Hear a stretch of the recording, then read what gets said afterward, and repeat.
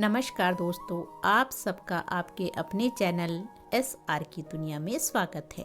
आज की हमारी कहानी है बहू और ससुर का रिश्ता। तो चलिए कहानी शुरू करते हैं। गांव के शांत माहौल में एक बड़ा सा घर था जिसमें रमेश बाबू अपने बेटे विवेक और बहू साक्षी के साथ रहते थे। रमेश बाबू रिटायर्ड स्कूल टीचर थे जिनकी छवि एक बहुत ही अनुशासन प्रिय और सख्त इंसान की थी। वे ज़्यादा बोलते नहीं थे, लेकिन उनकी मौजूदगी ही घर में एक अलग माहौल बना देती थी। उनके बेटे विवेक की शादी कुछ महीनों पहले उसी की पसंद की लड़की साक्षी से हुई थी। साक्षी एक समझदार और संस्कारी लड़की थी, लेकिन एक बात उसे बहुत परेशान करती थी, उसके ससुर का कठोर स्वभाव।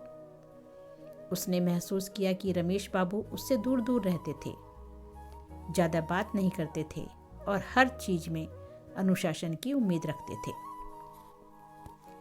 जब साक्षी पहली बार शादी के बाद ससुराल आई तो उसने अपनी सास के ना रहने की वजह से घर में एक खालीपन महसूस किया। रमेश बाबू अकेले रहते थे और उन्हें आदत थी हर काम अपने तरीके से करने की। बहू के आने से घर में बदलाव तो आया, लेकिन रमेश बाबू इसे अपनाने के लिए तैयार नहीं थे। साक्षी ने बहुत कोशिश की कि वह अपने ससुर से बात करे, उनके करीब आए, लेकिन हर बार रमेश बाबू सिर्फ हम कहकर या फिर सिर हिलाकर बात खत्म कर देते। एक दिन जब साक्षी ने उनके लिए चाय बनाई और चाय में नमक कम पड़ गया, तो रमेश बाबू ने बस इतना कहा, कोई बात नहीं, अगली बार ध्यान रखना। साक्षी को महसूस हुआ कि वे उसे कभी डांटते नहीं, लेकिन अपनाते भी नहीं थे। समय बीतता गया, लेकिन साक्षी और रमेश बाबू के बीच संवाद सीमित ही रहा। रमेश बाबू हर सुबह उठकर टहलने जाते, फिर अखबार पढ़ते और चुपचाप अपने काम में लगे रहते। साक्षी ने महसूस किया कि उनके अंदर एक गहरी उदासी है, लेकिन वे किसी से भी अपनी भावनाएं साझा नहीं करते थे। एक दिन विवेक ऑफिस के काम से 3 दिन के लिए शहर चला गया। घर में सिर्फ साक्षी और रमेश बाबू रह गए। साक्षी ने सोचा, यही सही समय है जब मैं बाबूजी के दिल तक पहुंच सकती हूं। उसने उनके पसंदीदा खाने की थाली सजाई और उनके पास लेकर गई और बोली, बाबूजी, आज मैंने आपके लिए खास पूरी सब्जी बनाई है। साक्षी ने मुस्कुराते हुए कहा। रमेश बाबू ने थाली देखी और बिना कुछ कहे खाना शुरू किया। साक्षी को उम्मीद थी कि वे कुछ तारीफ करेंगे, लेकिन उन्होंने सिर्फ सिर हिलाया और खाना खा लिया। यह देखकर साक्षी को थोड़ा दुख हुआ, लेकिन उसने हार नहीं मानी। अगले दिन रमेश बाबू अचानक सीढ़ियों से गिर गए और उनके पैर में चोट लग गई। साक्षी ने घबराकर उन्हें सहारा दिया और तुरंत डॉक्टर को बुलाया। डॉक्टर ने बताया कि पैर में हल्की मोच आई है और कुछ दिनों तक आराम करना बहुत जरूरी है। अब रमेश बाबू को हर चीज के लिए किसी न किसी की मदद लेनी पड़ रही थी, जो उनके लिए आसान काम नहीं था। लेकिन साक्षी बिना कुछ कहे उनकी सेवा में लगी रही। वह उनकी दवाई का ध्यान रखती, खाने में क्या देना है यह सोचती, और जब वे चलने की कोशिश करते तो सहारा भी देती।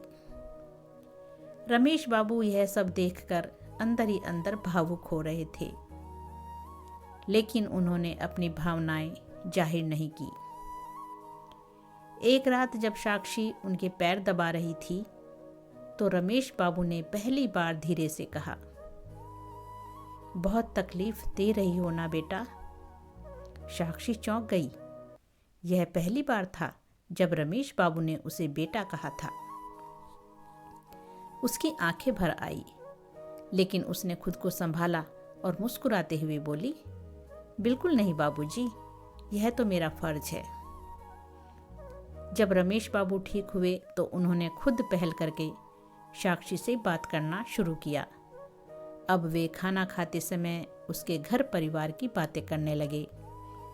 एक दिन जब विवेक घर लौटा तो उसने देखा कि उसके पिता और पत्नी एक ही टेबल पर बैठकर हंसते हुए बातें कर रहे हैं। यह देखकर वह आश्चर्यचकित रह गया। रात में जब वह साक्षी से अकेले में मिला तो उसने पूछा, तुमने यह चमत्कार कैसे कर दिया? साक्षी ने मुस्कुराते हुए कहा, रिश्ते धैर्य और प्यार से बनते हैं विवेक। बस मैंने बाबूजी को समझने की कोशिश की और उन्हें अपनाया।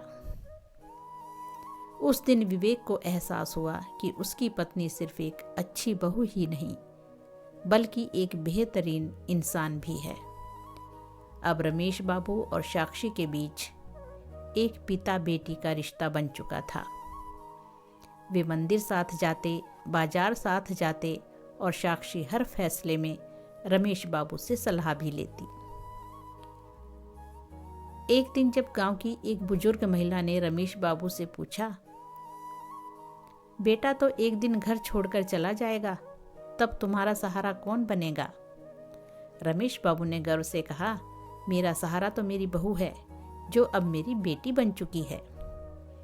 यह सुनकर साक्षी की आंखों में आंसू आ गए। इस कहानी से हमें कुछ सीख मिलती है। और क्या सीख मिलती है, क्या हमें इससे पता चलता है? यह कहानी हमें सिखाती है कि रिश्ते सिर्फ खून के ही नहीं होते बल्कि अपनाने और समझने से भी बनते हैं। ससुर और बहू का रिश्ता अगर प्यार और सम्मान से निभाया जाए तो वह भी पिता बेटी जैसा बन सकता है। अगर हम धैर्य रखें, बिना शर्त प्यार करें और समझने की कोशिश करें तो हर रिश्ता खूबसूरत बन सकता है। इसलिए हमेशा ही हमें एक दूसरे से प्यार से रहना चाहिए और एक दूसरे को समझने की कोशिश करनी चाहिए। तो कहानी कैसी लगी? अच्छी लगी है तो लाइक और शेयर जरूर कीजिएगा। धन्यवाद दोस्तों।